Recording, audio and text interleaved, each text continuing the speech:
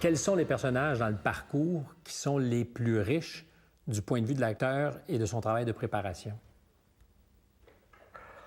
C'est parce qu'ils ont plus ou moins toute leur importance, là. Mais si je prends comme, par exemple, Béganton ou Claude, c'est un personnage très exigeant, là. Il t'en demande beaucoup, là. C'est un auteur incroyable. C'est des textes non seulement le fun à dire, mais à incarner. Faut travailler, là. Tu disparais dans le personnage à ce moment-là?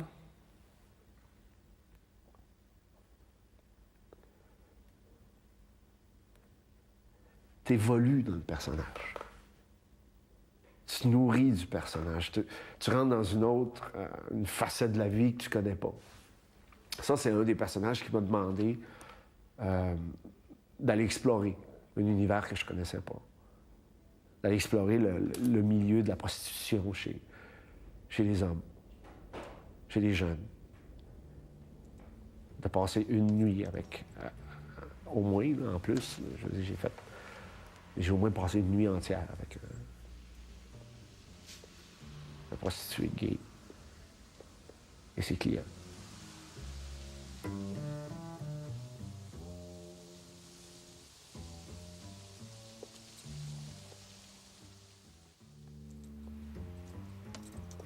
Mais ça t'apprend. Tu te perds pas là-dedans, mais tu deviens, tu te nourris de cet univers-là que tu ne connaissais pas avant. C'est de la découverte, finalement, qui te transforme aussi. Les personnages seraient différents s'il n'y avait pas ce travail de recherche, quasiment d'incarnation que tu fais avant? C'est sûr que je pourrais le faire, mais ce serait comme tricher, ce serait comme faire semblant de jouer. C'est drôle à dire, là, mais pour moi, ce serait ça. Ce serait faire semblant de jouer. Ouais. Si tu veux savoir. Je sais pas. Où aller les fins de semaine? Je viens de Québec, fait que...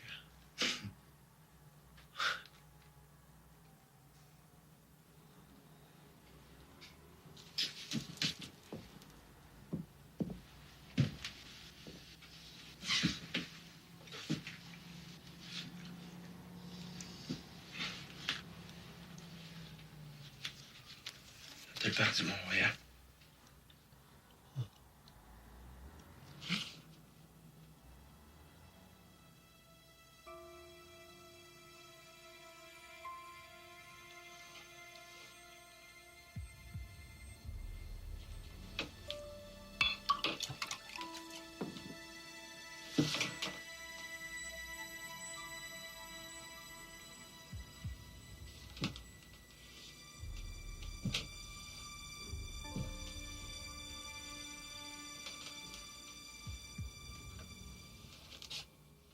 On parlait de Being at Home with Claude. Ça aussi, j'ai l'impression que c'est une charnière. C'est-à-dire que c'est un grand rôle au cinéma et qui fait que les portes du cinéma s'ouvrent toutes grandes. Parce qu'il y aura un peu de théâtre après, mais le choix essentiel dans ta carrière, ça va être de faire du cinéma. Pendant longtemps. Oui. Oui, mais il y a quand même un autre phénomène qui s'est passé à un moment donné. C'est qu'après les filles de Caleb, même si j'étais un acteur qui faisait du théâtre de création au départ, comme Le Chien, comme Les Muses orphelines, je suis devenu une vedette. Being at Home with Claude, c'est Jean Beaulin. C'est du cinéma d'auteur. Ça a été le seul qui m'en a proposé avant longtemps. Parce que la vedette avait pris le pas sur tout le reste. C'est comme si les vedettes n'appartiennent pas au cinéma d'auteur au Québec pendant un certain temps. Ça a été ça. J'avais pas d'offre de cinéma d'auteur. J'avais des offres de téléséries, j'en ai fait beaucoup. Mais pire, j'allais dire, la vedette, elle pourrait même venir dénaturer le cinéma d'auteur pour certains. C'était ça, oui. C'est l'impression que j'avais. Tu vas venir gâcher notre film. Oui. Parce que là, c'est plus du cinéma d'auteur, t'es une vedette, t'es le sex symbole du Québec. C'était tout ça, là. C'était tous ces noms-là qui venaient changer qui j'étais comme acteur. Et réduire même. Mais je pense que c'est tout dernièrement, là. C'est Francis Leclerc, je pense. Avec Mémoire affective, là. Ça fait pas longtemps là, comme moi, à faire du cinéma d'auteur. Puis après ça a comme déboulé. Dans cette année-là, il y a Francis Leclerc avec Mémoire affective, après ça, Manners of Dying, après ça, Les États-Unis d'Albert. Forcier. Forcier m'a toujours appelé, lui, par contre. Oui, mais il y a eu plusieurs rendez-vous ratés avec Forcier. Oui, avant. ça donnait juste pas, là. Ouais. Mais il y a eu ce phénomène-là, ça, j'ai trouvé ça plate. Parce que, bon, pour moi, le vrai cinéma, c'est là que ça se passe. C'est dans le cinéma d'auteur. Pas que l'autre, c'est pas du vrai cinéma. Mais c'est ce que tu as place au divertissement, puis il y a moyen de dire des choses en divertissant. Je suis tout à fait d'accord avec ça. Mais ça m'enlevait un côté que je préfère, quelque part. Un côté du métier que je préfère. Qui est le cinéma audacieux, qui est... Alors, dans le parcours, où est-ce qu'on place les 4 années hyper charnières de Nikita? Parce qu'on est loin du cinéma d'auteur. Ouais. On est en télévision. Et c'est une bénédiction parce que ça ouvre à plein d'horizons. Ouais. Et je pose la question sans aucune forme d'ironie ou de mépris, parce que je sais que certains ont regardé ça de haut. Mais c'est un vrai succès. Ouais. Et c'est comme un morceau incontournable aussi du parcours, là. Alors pourquoi? Et qu'est-ce que ça sert dans le plan, si tant est que ça serve quelque chose? C'était plus ou moins un coup de dé. Ça faisait déjà ça faisait au moins 5 ans là, qu'on m'approchait pour des téléséries américaines que je refusais. Parce que, bon, j'avais d'autres choses à faire. Et puis là, Nikita, ben, ça a donné C'était supposé d'un pilote, au départ. Je venais de m'acheter ma maison, ici en campagne. Et, bon, j'ai fait « why not ». Fait que je me suis amusé, dans le fond. Ah ouais, il est fou! Hey, je t'ai tué, là! Oh, j'ai faim, Chris! Ah ouais, il est fou! Jeanne? Non. Ah ouais? Ben sinon, quoi? Sinon, je vais monter en haut dans mon lit et m'être obligé à rester là toute la journée. Ouh! Au secours! Non, déjà.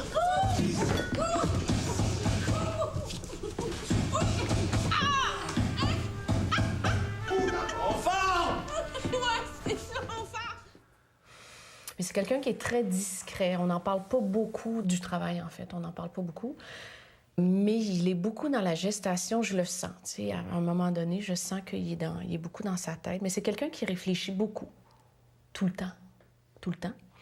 Puis, à une intensité assez intéressante. Quand il rentre, justement, dans un personnage, là, c'est assez...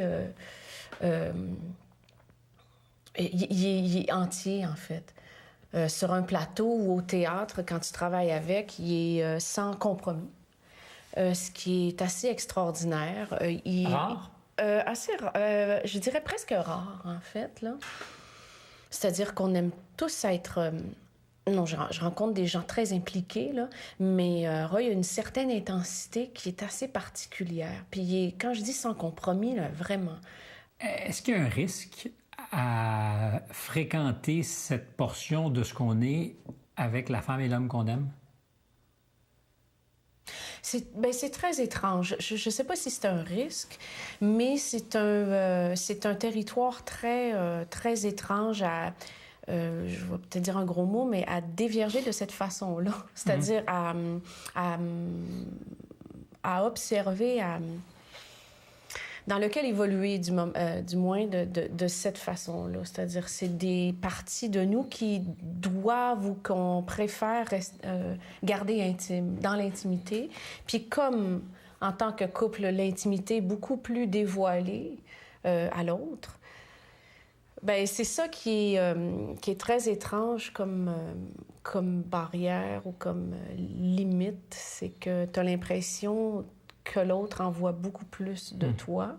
Et cette chose-là devrait rester très intime, je pense. Mais moi, c'est comme ça que je l'ai un peu vécu. Tu sais. Mais en même temps, on se connaît. On se connaît bien, donc on peut aussi savoir qu'est-ce qui appartient au personnage, puis qu'est-ce qui appartient à l'être humain.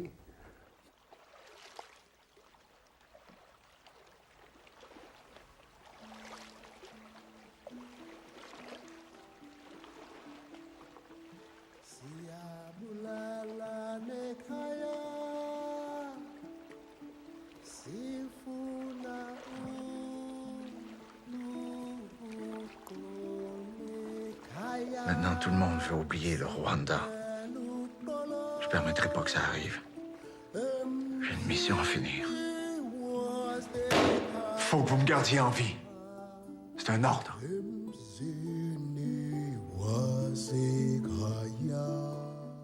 Je pense, enfin j'essaye, de faire ce métier-là pour les bonnes raisons.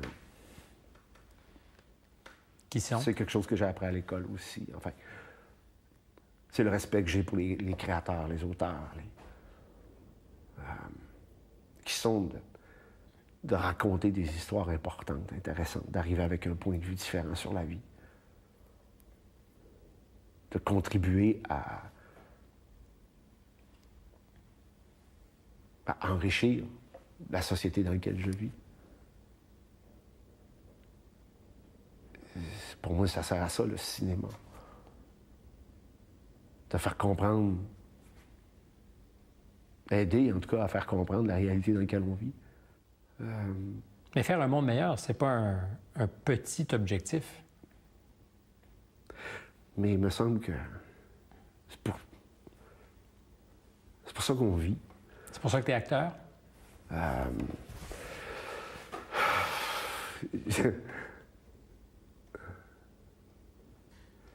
C'est pas pour ça que je suis acteur, mais c'est ce que j'essaie de faire en étant acteur.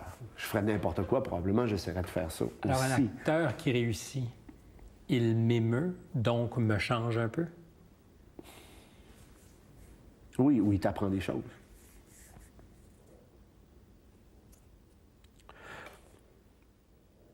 Pour moi, le sens de la vie, c'est d'accumuler de l'information et de la partager.